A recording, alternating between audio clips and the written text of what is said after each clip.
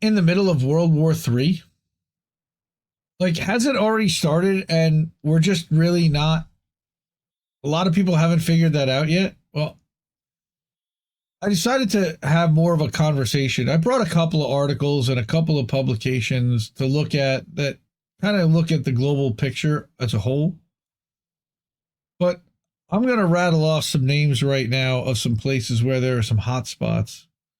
And we're talking about, obviously, Ukraine, Russia for the last 2 years. You've got Israel-Gaza going on. You've got Taiwan and China.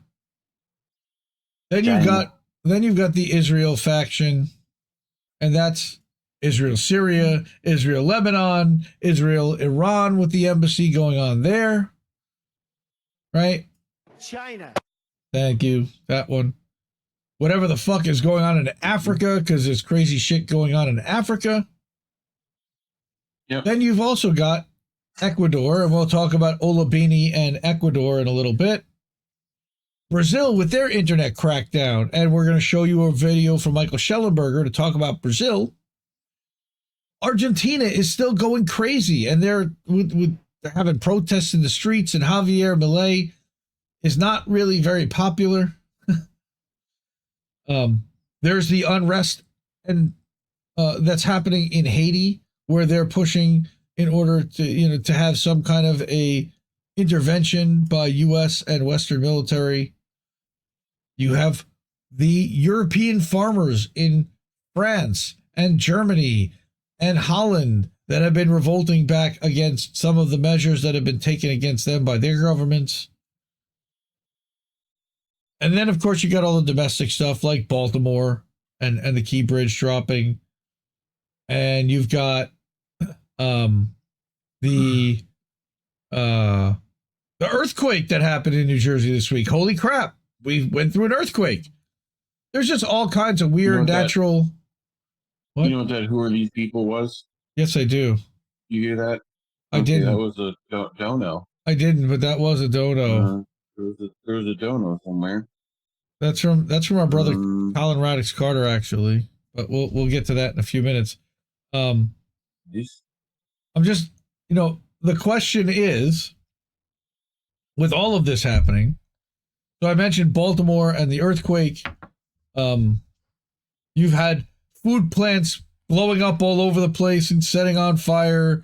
If you subscribe to that at Raws Alerts, RAWS Alerts on Twitter, you'll realize how bad things really are and how much stuff is constantly being lit on fire. But I wanted to give a shout out to this Substack newsletter, Carina's newsletter, Carina Malatesta, who is an independent journalist, an independent aggregator, anti-imperialist, and she aggregates news like we do, but she does a phenomenal job of it.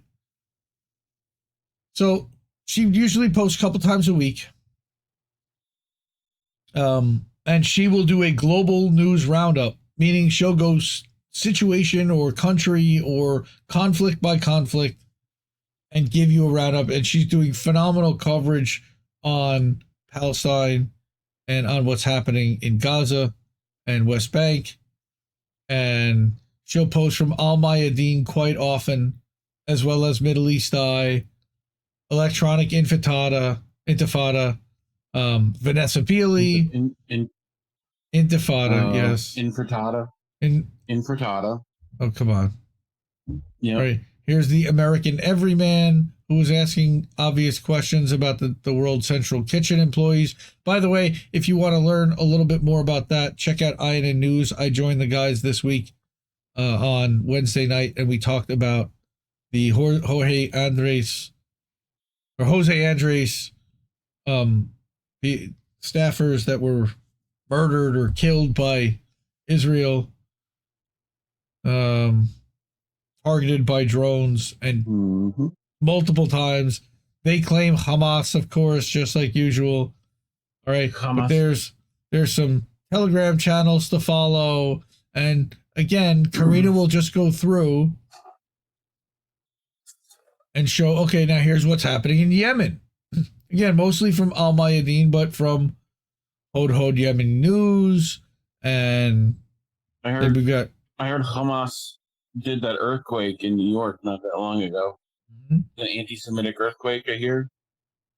You I know, thought that was the secret tunnel that did that. one of them. One of So them. It's you get hard an to update tell. on what's I feel like happening that's in. Hamas propaganda. We get an update on what's happening in Syria and Lebanon. We get an update on what's happening in Iran and Iraq, and in Africa. Again, I just want to. I'm not going to actually go through all this stuff because it is so in depth. She does an incredible job, and she publishes something like this a couple times a week, 2-3 times a week. Wow, and it's a lot. And now you've got, okay, here's where you get domestically what's going on with regard to Israel. Oh, then I remember what. See, there's Hamas tunnels underneath the New York Jewish tunnels. Oh, is that what's going and that's on? What did it? Secret tunnels under the secret tunnels. Gotcha. Yeah. Yep. Right. You've got Ron Paul with Jim Bovard. Ron Paul. Yep. What's going on in Central and South America? And forget it.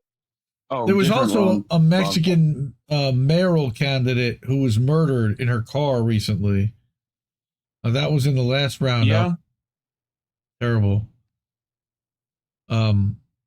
What's going on in Europe? Poland says Israel apologized for the massacre.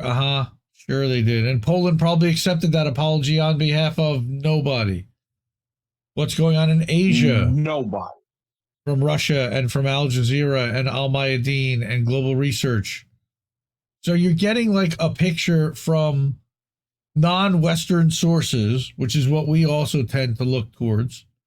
And I thanked her for that. And I said, hopefully we could find something to show on Sunday night. Carina, we just decided to show the whole thing. And thank you. And I really appreciate all the work that you do. And Carina's not the only one. So if you want in-depth analysis, and I know we've talked about them before on Russia, Ukraine, and this is providing you with perspective from both sides. Now, they were nice enough and kind enough to gift me with a paid subscription. And I'm going to share with you how deep this goes in a paid post. So that you can see just why. Oh, God, this is awful. This is an Israeli soldier targeting an unarmed Palestinian who is going for food. Published by Al Jazeera. Shooting a Palestinian carrying food aid that was dropped hundreds of meters away. I don't want to play this video, and I'm not going to play this video. It's a snuff film. Despite them posing no Palestinian threat and walking away, the Israeli forces shoot him repeatedly until ensuring that he's dead. Right, yep. So that's being pulled from the Islander, and then you've got Will Porter on Scott Horton and Kyle Anzalone. Harris is calling on Smoothie X12 and Rachel Blevins and Richie about what's happening between Iran. Smoothie X12? Why does that sound like Elon's new juice bar? You know? It might be. Or child. Yeah. Your favorite Weeb Union. I really love Jamba Juice. I know Reef loves the Weeb. Reef loves the Weeb Union that really looks at the front lines and seeing what's next and where this is going. You've got Daniel Davis and his deep dive. They look at military summary. This one really looks at all of the different fronts at a very up-close level. You can see where the troop movements are, where they're gaining, where they're losing, etc. All right. Who's this one? Through the eyes of, and I don't remember who this is. Duran. We've got Alexander and Alex Christoforou, the two members of the Duran. And our friend Danny Highfunk, friend of the show. Shout out to Danny. Go follow him. He also, by the way, is a great referrer to Indie Media Today. Got to meet him last month. But look at how much aggregation there is. Look at how deep you can go. And then there's the Telegram channels that they aggregate and pull in data from. Where these maps are. And then video.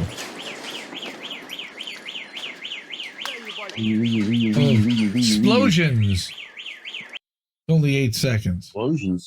Explosions.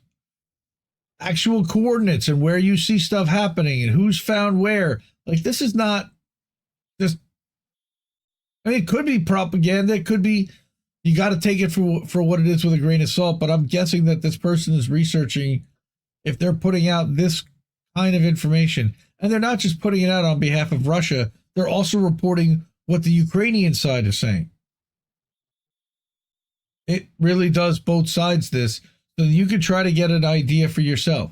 Now, we found Russian stuff to be a lot more accurate and a lot less overinflated than all the data and information that's coming out of Ukraine. And the allegations that Ukraine has made, and then it turns out, like, for example, the dam. You know, who destroyed the dam? Wasn't Russia. All right, then they're pulling headlines from Asia Times and more from Strategic Culture, more war reports and where the front lines are and where there are actual deaths happening. Wow. So in depth. And it just keeps going and going and going and going for miles. All right. Now, here's the other thing. And we heard about the Iran situation, that Iran's embassy in Beirut or in Damascus, Syria, was attacked, was bombed. And there were six employees and who were killed. Again, sovereign territory. So U.S. and Israel put troops on high alert in anticipation of an Iranian attack, and Iran apparently just warned the U.S. and said, stay out of this if you don't want to be implicated too. Except we know that the U.S. is likely involved in supporting Israel. More Telegram coordinate stuff and battle skirmishes. And then here he goes. This is one of the older ones. The Ukrainian Nazis can't win, therefore they arrange terrorist attacks. Now you've got the nuclear plant, the Zaporizhia NPP plant now was hit. Damn it, with NPP. And of course they're accusing Russia of doing this. Russian scum, right? Yep. Let me call the Russians to help. So yes, Zombie, I agree with you. It is crazy the level that you can follow the war at these days. But it's really hard to disseminate what's the truth from what's not. I mean, you have to take in all these data points. And some of it may turn out, and you can't even necessarily act in real time because you don't know what's real and what's not.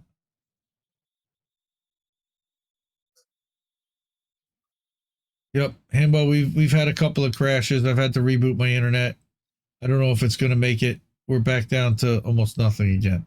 But we're almost done here with this, and then we'll go over to boats. I mentioned Ola Binney before. I don't know if you know who Ola Binney he was, but he was implicated again and arrested, involved with Julian Assange and for spying. He says, yesterday they convicted me. Guess where he is? He's in Ecuador. For now, I'll only say this. If you use Tor or Telnet in Ecuador, you have criminal intent automatically. If you have technical knowledge, you have the possibility of doing a crime, and that there is enough to be convicted. They're going to lock up all the computers. Just using the Tor browser was enough? Mm-hmm. I mean, that plus also, I'm sure, doing something the West didn't like. But, you know, like, Yep. So he says maybe search on Shodan, which is an Internet of Things company, right? And search for Telnet in Ecuador and check how many companies have criminal intent, quote unquote. Also, in our day of deepfakes, you can be convicted only based on an image containing criminal terminal text with no supporting logs or forensics. Right. And that's what they did. So EFF, INRED, Andrea Maldonado, and the ODJ Ecuador all stood up for him, and he wanted to thank them. This is a continued persecution because he was involved with WikiLeaks. So more news, Ola Binney, and you've got, again, truth tellers being persecuted by countries like where they're violating the sovereignty of other countries right now. Crazy. Mm-hmm. And then you've got Michael Schellenberger. So I read this yesterday and I asked Nico for some information. Give me some information. Something. Tell me about what you know. What the hell's going on here? Schellenberger says Brazil is on the brink. And I'm not a crazy fan of Michael Schellenberger. He's done a couple things that I like, and he's done a lot that I don't like. Twitter files I do like. This is interesting. I'm reporting to you from Brazil, where a dramatic series of events are underway. At 5:52 p.m. Eastern Time today, April 6th, that's yesterday, Twitter, or X Corporation, formerly known as Twitter, announced that a Brazilian court had forced it to block certain popular accounts in Brazil. Then, less than 1 hour later, the owner of X, Elon Musk, announced that X would defy the court's order and lift all restrictions. As a result, we would probably lose all revenue in Brazil and have to shut down our office there, but principles matter more than profit. That warrior for free speech, quote unquote, Elon Musk. Oh my God. Roll my eyes all the way back in my head.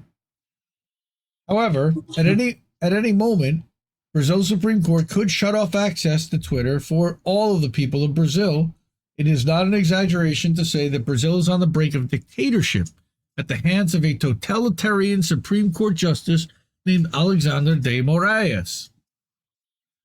President Lula is participating in the push toward totalitarianism. Since taking office, Lula has massively increased government funding of the mainstream corporate media, mainstream news media, which is also government funded, most of which are encouraging increased censorship. What Lula and de Moraes are doing is an outrageous violation of Brazil's constitution and the UN Declaration of Human Rights. What does Schellenberger know about Brazil, right? At this moment, Brazil is not yet a dictatorship. It still has elections, and the Brazilian people have other means at their disposal to confront authoritarianism. Again, he is a fear-mongering right-winger, so some of this I take a little bit with a grain, but for the federal Supreme Court and the Superior Electoral Court are directly interfering in those elections through censorship. 3 days ago, 3 days ago, Schellenberger published a Twitter files for Brazil. They show that Moraes has violated the Brazilian constitution. He illegally demanded that Twitter reveal private information about Twitter users who used hashtags he considered inappropriate. He demanded access to Twitter's internal data, violating the platform's policy.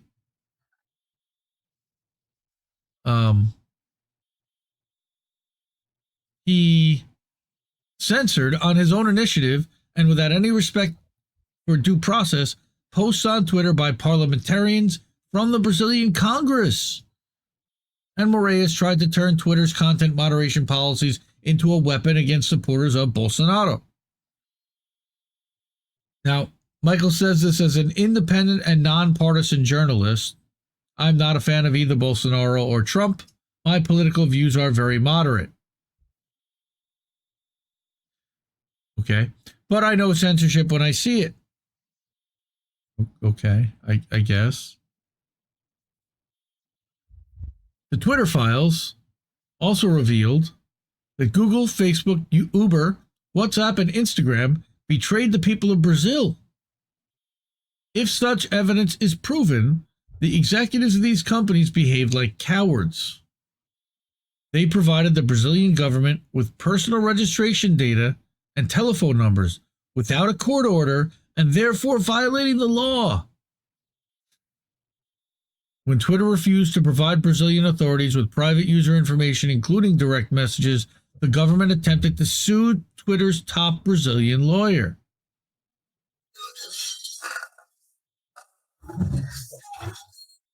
When Schellenberger, and this is where I found interesting, lived in Brazil in 1992, he was very left-wing. At the time, Lula and the PT slogans, without fear of being happy. In recent days, I've spoken to dozens of Brazilians, including professors, journalists, and respected lawyers. Everyone tells him they're shocked by what's happening. They told him that they're afraid to speak their mind and that the Lula government is complicit in creating this climate of fear. It's not the first time that Lula's gone along with what the Biden administration wants. Now, I'm going to go through this video in a second. Brazil belongs to the Brazilians. It's not Michael's country, as he admits. As such, there are limits to what he's capable of doing, but he can say things that many Brazilians do not feel safe saying. Alexandre de Moraes as a tyrant, and the only way to deal with tyrants is to confront them. It is first up to Brazil's senators to confront the tyrant, and it's up to the people of Brazil to demand that their senators do so. So, let's hear what Michael has to say. It's not too long, 4.5 minutes. So, and action. Hey everyone, it's Mike Schellenberger, and I'm reporting to you at this moment from Brazil, where a dramatic series of events are underway. At 5:52 p.m. Eastern Time today, April 6, 2024, X Corporation, formerly known as Twitter, announced that a Brazilian court had forced it to, quote, block certain popular accounts in Brazil. Then, less than 1 hour later, the owner of X, Elon Musk, announced that X would defy the court's order and lift all restrictions. As a result, said Musk, we will probably lose all revenue in Brazil and have to shut down our office there. But principles matter more than profit, he added. At any moment, Brazil's Supreme Court could shut off all access to X Twitter for the people of Brazil. It is not an exaggeration to say that Brazil is on the brink of dictatorship at the hands of a totalitarian Supreme Court justice named Alexandre de Moraes. President Lula da Silva is also participating in this push towards totalitarianism. Since taking office, Lula has massively increased government funding of the mainstream corporate news media, most of which are encouraging increased censorship. What Lula and de Moraes are doing is an outrageous violation of Brazil's constitution as well as the United Nations Declaration of Human Rights. At this moment, Brazil is not yet a dictatorship. It still has elections, and the Brazilian people have other means at their disposal to confront authoritarianism. At the same time, the Federal Supreme Court and the Superior Electoral Court, which it controls, are directly interfering in those elections through censorship. 3 days ago, I arrived in Brazil and published the Twitter files for Brazil. They show that de Moraes has violated the Brazilian constitution in multiple ways. He illegally demanded that Twitter reveal private information about Twitter users who used hashtags that he considered inappropriate. He demanded access to Twitter's internal data, violating the platform's policy. He censored on his own initiative, without any respect for due process, posts on Twitter by parliamentarians from the Brazilian Congress. And Moraes tried to turn Twitter's content moderation policies into a weapon against supporters of then-President Jair Bolsonaro. Yes, I know. I say all of this as an independent and nonpartisan journalist. I'm not a fan of either Bolsonaro or Trump. My own political views are very moderate, but I know censorship when I see it. The Twitter files revealed also that Google, Facebook, Uber, WhatsApp, and Instagram betrayed the people of Brazil. If this evidence is proven and admitted to, the executives of those companies behaved like cowards. They provided the Brazilian government with personal registration data and telephone numbers without a court order. Therefore, they violated the Brazilian laws. When Twitter refused, to their credit, to provide Brazilian authorities with private user information, including direct messages, the government of Brazil attempted to sue and hold Brazil's top Twitter attorney in criminal contempt. When I was in Brazil in 1992, at the time, the slogan of the Workers' Party was "without fear of being happy." In recent days, I've spoken to dozens of Brazilians, including professors, journalists, and respected lawyers. All of them told me that they are shocked by what is happening here. They told me that they themselves are afraid to speak their mind, and that the Lula government, the Workers' Party government, is complicit in creating this climate of fear. Look, Brazil belongs to the Brazilians. It's not my country. Such there's limits to what I'm capable of doing. But what I can say is that there are many Brazilians who do not feel safe saying what must be said. Alexandre de Moraes is a tyrant, and the only way to deal with tyrants is to confront them. It's up Yeah. to Brazil's senators now to confront this tyrant, That's not what and it's up John to the Wilkes people of Booth Brazil would to say. demand that their senators do so. In 1992, my best Brazilian friend gave me a t-shirt that I loved. On it was a cartoon of Brazil's military dictators who had painted the sky black. Beside them were children who were smiling and throwing stars up into the dark sky. It said, "They painted the sky black, but we brought back the stars." Alexandre de Moraes and Lula are painting the sky black. The time has come for the Brazilian people to let the light... Oh, yeah. Okay. Why you oi? This is, well, more authoritarianism. Everyone, Oops, sorry. It's starting again. Sure. But we've got more authoritarianism happening. Well, I don't know if it's necessarily, I feel like Schellenberger feels like this is like the lefties are at it again. Well, no, it's right? well, sort of. Yes, the neolibs are at it again, demanding private information from private corporations. That Brazil still has economic ties to us quite heavily. Mm-hmm. You know, we've seen how even though they're a member of BRICS, they're one of the shakier members in that alliance. Them and India, right? Like they tend to still follow some like Western military stuff.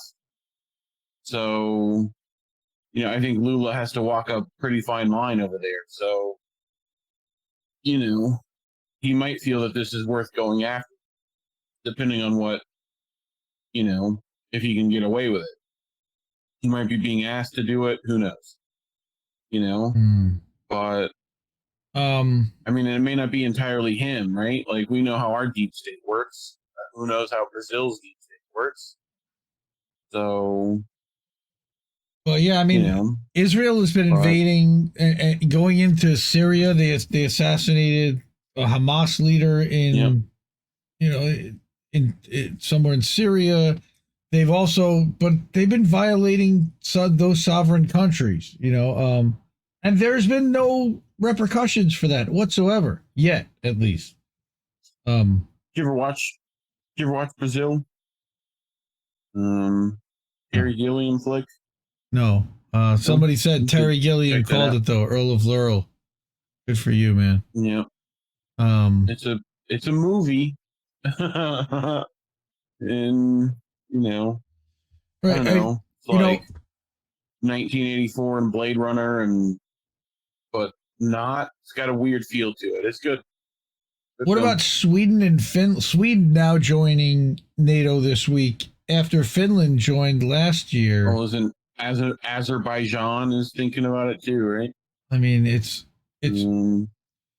only a military alliance at this point. It's not really an economic one. Although when you are friends with NATO countries, that brings other stuff with it. But what they are saying and what they are claiming, but the big one was, of course, Antony Blinken this week announced that Ukraine was going to at some point be added to NATO, which is Putin's line in the sand.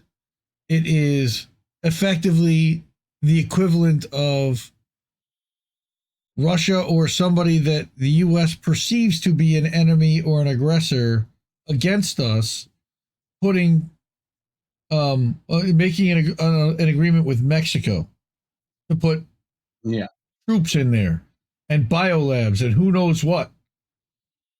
I would very much like to see something like that kind of happen, almost to make the U.S. see, to see how they would react. But we know how they would react. It would be scorched earth. Enemy spotted. Right? So, you know, how much of this is all coordinated in order to keep the world not moving forward and destabilized, so that the U.S. sells more weaponry to all of them who are fighting the battles against each other, but also that the multipolar world is not able to come together and the U.S. maintains its hegemony and its dominance in the marketplace until everybody stops doing business with us because they realize that we're the ones that are lighting everything on fire everywhere, which has already started to happen. Yeah. It's very wear blue. It's very Put blue in your short-sighted. It's very short-sighted. And it's Only being blue can prevent laser fires. It's of course being done in the name of profit. As it always is. So give Carina a follow over that. Carina Malatesta.substack.com. I will put all the links in the description after the show's over. Also on the Substack. Go ahead. Have you ever seen I'm trying to remember what it is. Speaking of Terry Gilliam, I think it's the Monty Python meaning of life or whatever, where they have the corporate pirate boats, right? Where they're like warring against each other, the like big office buildings, and that's the way the world seems right now. Terry Gilliam was on it, and the scene in Brazil where like they have like the FBI drop into the normal people's homes. It's got like pipes everywhere, and just dystopian nonsense. Also very applicable.